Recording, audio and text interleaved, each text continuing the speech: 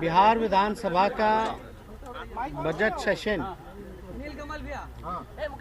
का आज जो है दूसरा दिन है, जिसमें कि बिहार सरकार ने एक साल का बजट पेश किया है। आप सब लोगों ने बजट को देखा, सुना।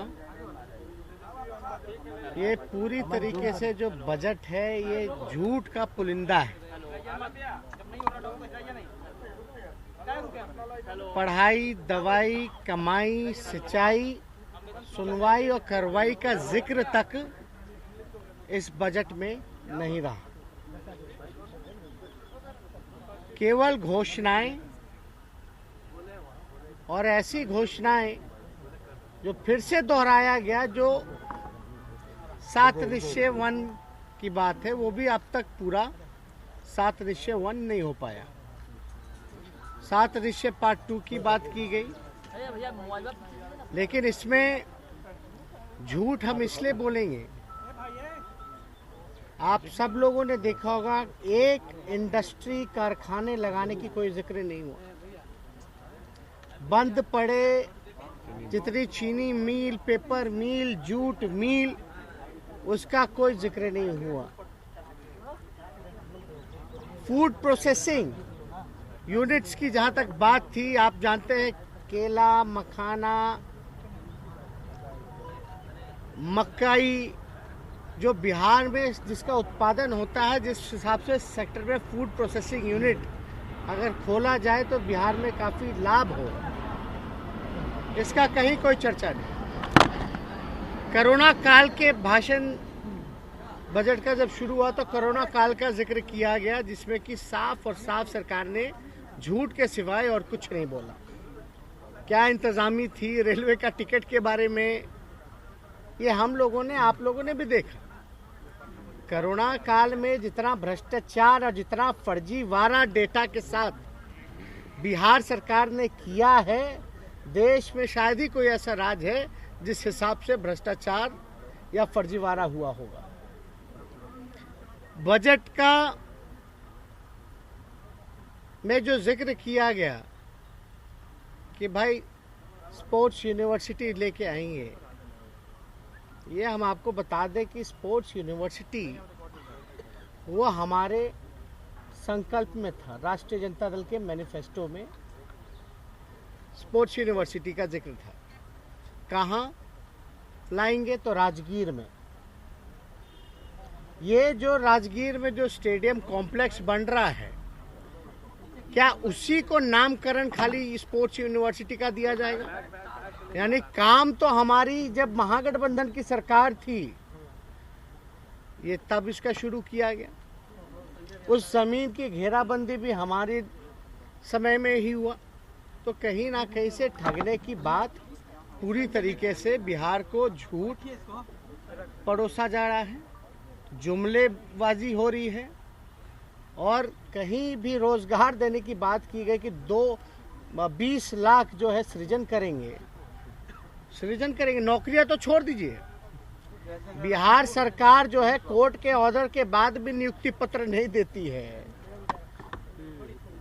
नौकरी की तो दूर की बात, 20 लाख का सृजन करेंगे तो उसका क्या ब्लूप्रिंट है, क्या मैप है, कैसे देंगे, कैसे अपॉर्चुनिटी पैदा करेंगे? जब बिहार में इंडस्ट्री ही नहीं लगेगा, कारखाने ही नहीं लगेंगे, तो कहां से लोगों को रोजगार? आईटी सेक्टर तो दूर की बात, आईटी हब बनाने की दूर की बात, पलायन रोकने पे कोई चर्चा नहीं की गई। तो हर तरीके से बजट जो है पूरी तरीके से फेल है। शिक्षा, स्वास्थ्य, चिकित्सा, चमकी बुखार की बात आपने देखी होगी, क्या हालात हैं बिहार के अस्पतालों की। जल जमाव का क्या स्थिति है, उसके लिए लोग अलग से इन लोगों ने बजट बनाया है। क्या क्या बात नहीं की गई है, नाला का और क्या क्या चीज का। लेकिन पटना जो राजधानी है, इसका इनके पास ड्रेनेज का मैप नहीं है। सरकार का कथनी और करनी में भारी अंतर है। क्राइम जो है बेतहाशा बढ़ रहा है। पुलिस को मॉडर्न तरीके से मॉडर्नाइज करने पे कोई बजट में कोई चर्चा नहीं की गई। 100 नंबर घुमाते रह जाइए, लगेगा ही नहीं। एम्बुलेंस की क्या स्थिति है आप लोग जान रहे हैं। पुलिस की गाड़ियों की पेट्रोलिंग की क्या व्यवस्था है आप लोग जान रहे हैं। पुलिस के पास अंग्रेजों के जमाने का हथियार है जो फायरिंग ही नहीं होता है। कहां कोई बजट में कुछ है, केवल भाषण देना। ये भाजपा के लोग और नीतीश कुमार जी लोगों को बेवकूफ बनाने में माहिर लोग हैं। शिक्षा की तो ऐसी व्यवस्था है कि आप शिक्षा मंत्री को पता ही नहीं कि पेपर लीक हो रहा है, बिहार सरकार के मुख्यमंत्री को पता नहीं, या पता है तो वो छुपा रहे हैं या तो उसको प्रमोट कर रहे हैं। पहला दिन सत्र के हमने कहा था सोशल साइंस का पेपर जो है वो लीक हुआ है, उसका क्वेश्चन पेपर, लेकिन पत्रकारों पे मुकदमा हो रहा है। लेकिन हो रहा है तो पेपर लीक हुआ कैसे, चाहे प्रिंटिंग से डिस्ट्रीब्यूटिंग तक, जिम्मेवारी किसकी होती है। सीबीएसई का भी बोर्ड का परीक्षा होता है, उसका क्यों नहीं लीक होता है। सेम पैटर्न पे बिहार बोर्ड भी करती है, लेकिन इसका लीक हो रहा। आज भी हमने मुख्यमंत्री को, सरकार के लोगों को सूचित किया कि आज जो है हमारे पास डॉक्यूमेंट है, ये क्वेश्चन पेपर जो लीक हुआ है, सब्जेक्ट कोड होता है 101, ये 101 सब्जेक्ट कोड है हिंदी का पेपर, ये जो है लीक हुआ है आज ठीक परीक्षा से पहले। और लीक ऐसा होता है कि विथ आंसर लीक कराया जाता है, ये आंसर और ये पूरा क्वेश्चन पेपर। जो ईमानदार बच्चे हैं, जो पढ़ाई लिखाई करते हैं, ये तो उनके साथ अन्याय है। या इस तरह का चीजें उपलब्ध कहां से होती हैं। मुख्यमंत्री खाली कहते हैं कि क ख ग घ ABCD का ज्ञान नहीं है, लेकिन शायद उनको सोशल मीडिया या व्हाट्सएप का ज्ञान नहीं है। उनको क्या पता व्हाट्सएप के बारे में, ABCD को ज्ञान है मुख्यमंत्री जी को। पत्रकारों पे केस कर रहे हैं। अगर आपके मोबाइल में मैसेज आया तो आप पे मुकदमा होगा क्या। हमारे पास तो लोग जानकारी हमको देते रहते हैं ताकि हम जो है बात जो है सरकार के समक्ष रखें। अब देखिए दूसरा, ये पहले पाली का था, अब जो है दूसरे पाली का भी जो है वो भी लीक हुआ है। सेकेंड सिटिंग का भी कोड जिसका है 201 क्वेश्चन पेपर। किसी पे डेली लगातार जो है हर पेपर जो है लीक हो रहा है, लेकिन मुख्यमंत्री किसी पे कार्रवाई नहीं कर रहे। पूछ के जानकारी लिया जा रहा है। इसमें जानकारी क्या लेना। इसमें तो जो अधिकारी, जो लोग हैं जिनके जवाबदेही है, जिम्मेवारी है, उनको दंडित करना चाहिए। और हम तो कहेंगे कि जब तक शिक्षा मंत्री का इस्तीफा मुख्यमंत्री नहीं लेते तब तक कोई सबक लोग सीखने वाला नहीं है। हमारी मांग है कि शिक्षा मंत्री का इस्तीफा देना चाहिए। हर बार जो है पेपर लीक हो रहा है, क्या कार्रवाई। सदन में आज भी हम उठ करके इस बात का हमने जिक्र किया, कोई गंभीर नहीं है सरकार, कोई गंभीरता नहीं। अगर ये हमारे पास पहुंचा है तो इसके दोषी हम नहीं है। ये पेपर लीक कैसे हुआ, उस पे FIR नहीं हो रहा, पत्रकारों पे FIR हो रहा। अरे पत्रकारों का, लीडर ऑपोजिशन का तो ड्यूटी है कि सच्चाई जो है सरकार के सामने रखें। अगर आपको सूचना मिलेगी, हमको सूचना मिलेगी, तो ये तो हम लोगों का फर्ज है कि सरकार को समक्ष हम इस बात को उनके संज्ञान में, उनके ध्यान में हम लोग लाएं। सदन में बोलो तो अफवाह फैला रहा है। अरे अफवाह फैलाए होते हैं तो सोशल साइंस पेपर का आप रद्द क्यों किए। अगर पत्रकार और ऑपोजिशन ही जिम्मेदार है तो हम लोग को जेल में डालो, पत्रकारों को भी जेल में डालो, हम ऑपोजिशन लीडर को भी जेल में डालो। ये तो अन्याय है ना। आप किसको धमकी दे रहे हैं, आप किसको डराने का काम कर रहे हैं। आपके अधिकारी विज्ञापन छाप रहे हैं, ज्ञान बांट रहे हैं जिनको ABCD का ज्ञान नहीं। इतना ही ज्ञान और इतना नॉलेज अपना जो है अपने कामों में लगाए होते तो शायद जो है पेपर लीक नहीं हो पाया होता। विज्ञापन का पैसा का बर्बादी अलग, अब विज्ञापन दे करके डरा रहे कि अफवाह नहीं फैलाया जाए। उनको तो ये पता करना चाहिए कि पेपर लीक कहां से हुआ, कौन है भाई, कोई अधिकारी है या कोई स्तर का हो, लेकिन जवाबदेही किस पे तय होनी चाहिए। हम और आपका एक ही सवाल है, किसी ना किसी पे जवाबदेही तय होगी कि नहीं होगी, या इसी तरीके से बिहार के बच्चों के भविष्य के साथ खिलवाड़ होता रहेगा। हमारा तो स्पष्ट मानना है कि एक बार विधानसभा में सोशल साइंस का सूचित करने के बाद भी आज फिर जो है हिंदी का पेपर लीक हो गया। यह तो पूरी तरीके से निकम्मी सरकार है। पूरी तरीके से जो सरकार में बैठे लोग हैं वो निकम्मे लोग हैं। डिपार्टमेंट नहीं संभाल रहा, ये बिहार संभालने की बात कर रहे हैं, बिहार को बदलने की बात कर रहे हैं। यही नीतीश जी का राज है, यही बदलाव है बीजेपी का, यही आत्मनिर्भर अभियान है कि पेपर लीक होता रहे आंसर के साथ। ना अधिकारी पे कार्रवाई होगी, ना किसी और पे कार्रवाई होगी। मतलब एक तरीके से एक छूट है, एक परंपरा नीतीश राज में ये चालू हो गई है।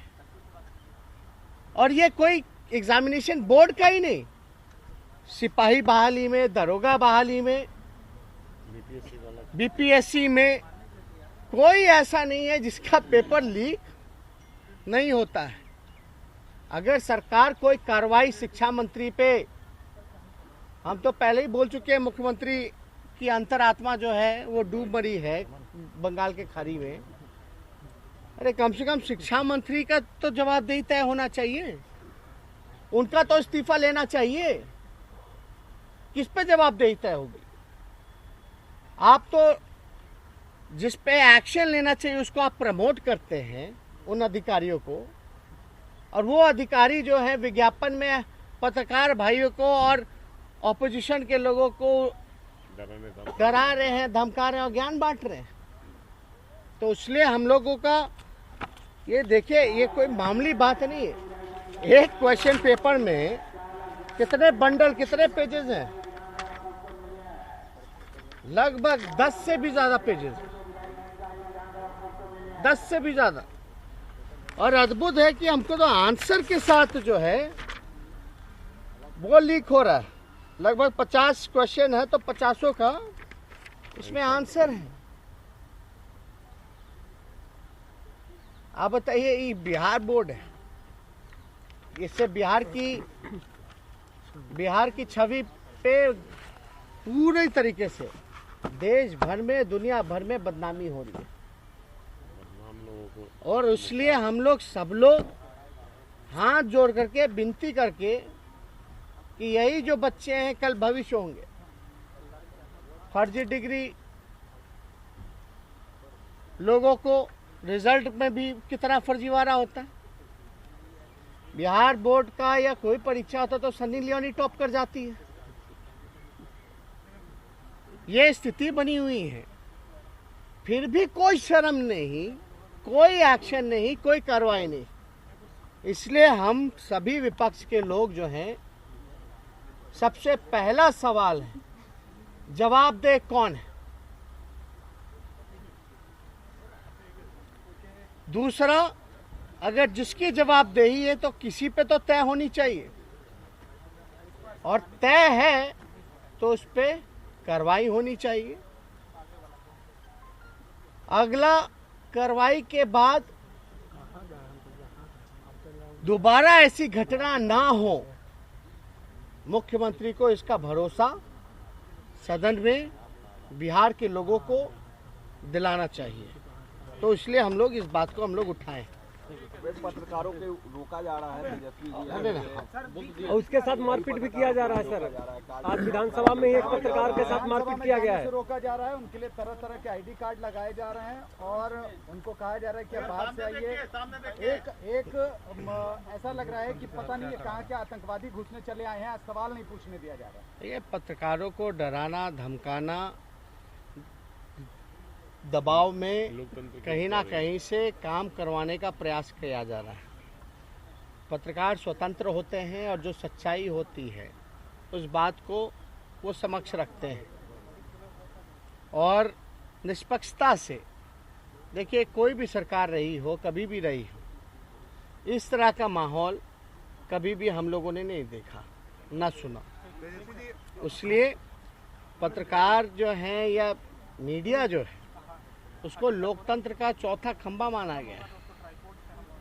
यानी कहीं ना कहीं से ये आपकी आज़ादी पर ठेस है, ये आपके काम से आपको रोका जा रहा है और एक तरह से लोकतंत्र की हत्या कराने की कोशिश की जा रही है। बजट को संतुलित बजट बताया है सीएम ने संतुलित बजट बनाया। आप बजट को 10 देखिए रटाया बजट, उसमें क्या नया है? मुख्यमंत्री जी से पूछिए तो नया है क्या? ना इंडस्ट्री है, ना कारखाना है, ना रोजगार की बात है। कैसे देंगे भाई रोजगार? घोषणा करने से केवल घोषणा है। शिक्षा की स्थिति जान रहे हैं, ना शिक्षकों की बात, ना जीविका दीदियों की बात, सरकारी कर्मचारियों की भी जो है अब जो है उन पे सवाल किए जा रहे हैं कि 50 साल के बाद जो है उनको रिटायरमेंट कर दिया जाएगा। और क्या बहाना दिया जा रहा है उनके रिटायरमेंट का? उनके काबिलियत पे शक किया जा रहा है। 50 साल होने के बाद अगर सरकारी कर्मचारियों पे काबिलियत पे आप शक करते हैं तब तो हम नेताओं पर भी शक करो, उन बड़े ब्यूरोक्रेट्स पे भी शक करो जो 50 साल के ऊपर हो गए। कार्य क्षमता को लेकर के अगर सवाल उठाए जा रहे हैं तो सभी लोगों पर होना चाहिए। सरकारी नुमाइंदे जितने हैं उन पे होना चाहिए। जो अधिकारी हैं, जो पॉलिटिशियन हैं, नेता हैं, मंत्री हैं, क्या मंत्रियों के कार्य क्षमता पर बात नहीं आनी चाहिए जो 50 साल के ऊपर हो गया? तेजस्वी, कोरोना के समय में एक बार बताइए सर, कोरोना के समय में सोशल डिस्टेंसिंग के महत्व पे कुछ बताइए। मतलब क्यों मेंटेन करना जरूरी है और पर्टिकुलरली उन लोगों को जो पब्लिक फिगर्स हैं, क्योंकि अगर आप मास्क लगाते हैं तो सब लगाते हैं, अगर आप नहीं लगाते हैं तो कोई नहीं लगाता। नहीं, देखिए जो पब्लिक फिगर होते हैं उनका ज़्यादा दायित्व बनता है। सर एक लास्ट क्वेश्चन इसमें कोई सोशल जवाब देने दीजिए। सोशल डिस्टेंसिंग तो जहाँ तक आप जान ही रहे हैं, सोशल डिस्टेंसिंग इसलिए ना हो ताकि संक्रमण जो है वो फैले ना।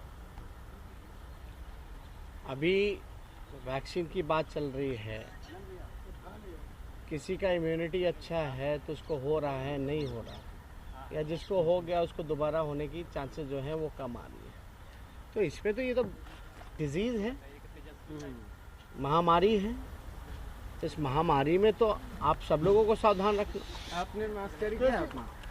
हम पॉकेट में लेके हमेशा चलते। तेजस्वी जी, बंगाल चुनाव के पहले सीबीआई ने अभिषेक बनर्जी और उनके परिवार के घर छापे मारे हैं। कुछ इस तरीके से आप लोग यहाँ भी देख रहे हैं, क्या कहना है? टीएमसी लगातार बोल रही है कहीं ना कहीं चुनाव को देखते हुए किया जा रहा है। नहीं, इसमें बोलना क्या है? ये तो सब लोग जान रहे हैं कि जो बंगाल में हो रहा है ये चुनाव को देखते हुए सीबीआई ईडी के कदम उठाया गया है। और हमेशा से हम कहते रहे हैं कि सीबीआई ईडी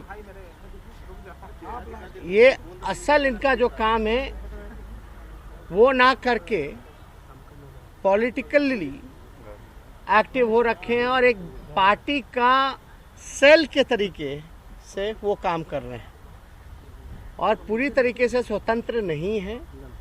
सीबीआई के अधिकारी से लेकर के सब लोग दबाव में हैं और कोई भी सरकारी इंस्टीट्यूशन अगर देखा जाए, जितने भी कॉन्स्टिट्यूशनल इंस्टीट्यूशन हैं, सभी जो है एक तानाशाह रवैये का कम से कम हम कहेंगे विक्टिम बना है।